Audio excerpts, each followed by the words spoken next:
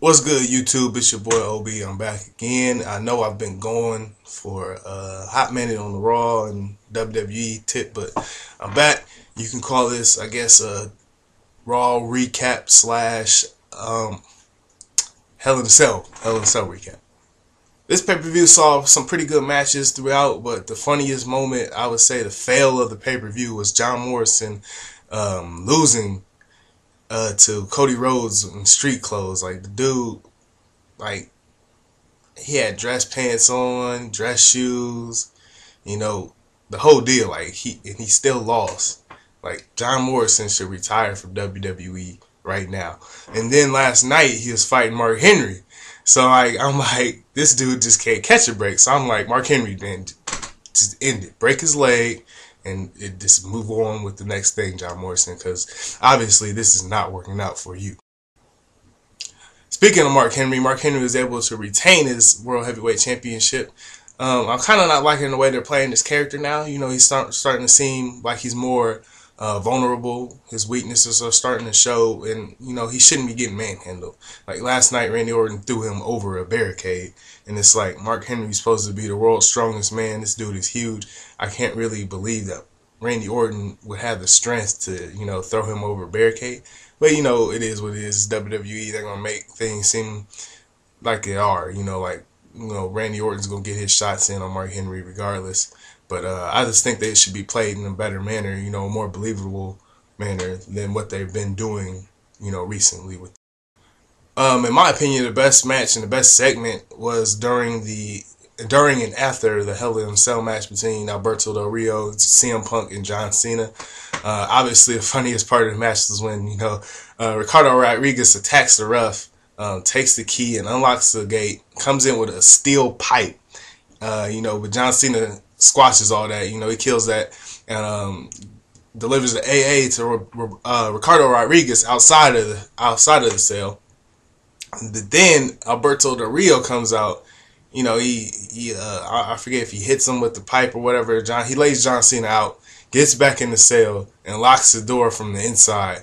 And John Cena's just laid out. He has no idea until he comes and he realizes that he can't get back in the match, and that was just the. Eventually, Alberto Del Rio was able to finish off CM Punk with the steel pipe, smashed him straight in the skull.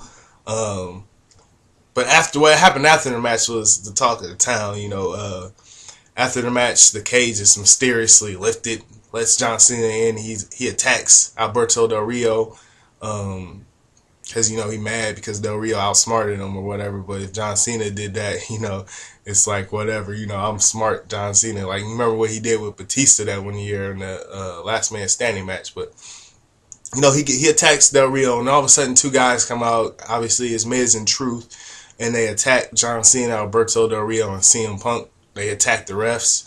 They attack the cameramen. They attack the children. No, I'm just playing. They attack the children.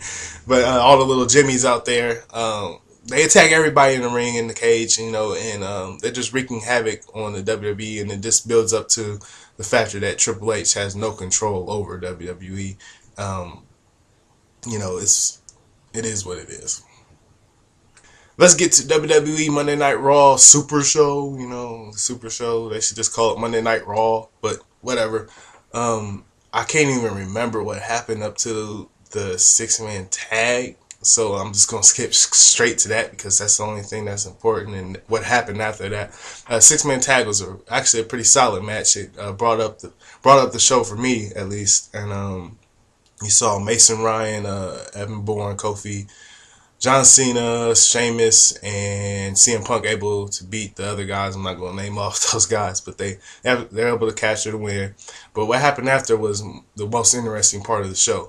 They had a vote of confidence. Triple H asked WWE superstars, cameramen, all the WWE workers for the vote of confidence in what he's doing, and the job that he's doing with WWE. And everybody walked off. You know, they all were able to air out their concerns and air out what they feel he's doing wrong.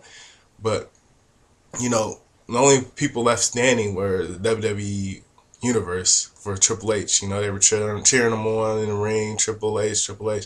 But it all goes down to what Jerry the King Lawler said. There is somebody in the WWE who doesn't want Triple H to be, COO. So he has to figure out who that is. It's obvious who it is. It's John Laurinaitis. It's clear as day to me. I don't understand why he hasn't found anything. I guess that's what he's looking for. He's looking for, the kind of evidence that he can bring to get John Laurinaitis fired. But, obviously John Laurinaitis is trying to take over WWE. But it all goes eventually to the fact that Triple H is not going to be able to recover from this. This is obviously something big if the superstars aren't showing interest or showing, what's the word I'm looking for? Looking for faith in what Triple H is doing. It's going to be hard for him to recover from that. And even Jim Ross, man, I was like, Jim, you better not walk off that. I was tripping like. Triple H is the reason Jim Ross is even in WWE right now. So as far as story, but I don't know.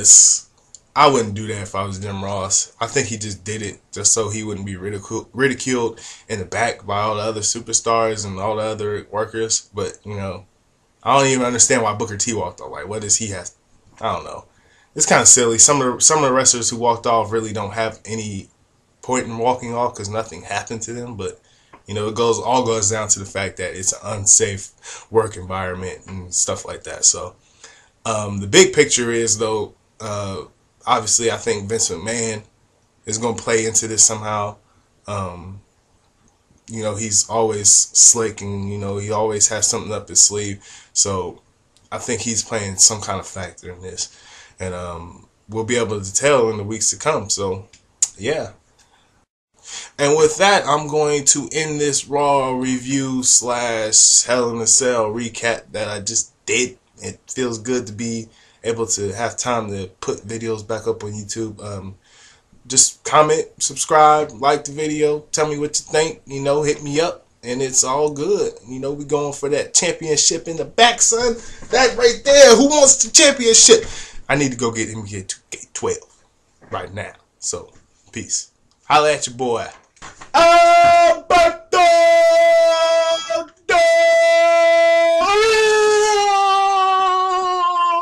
I can't roll my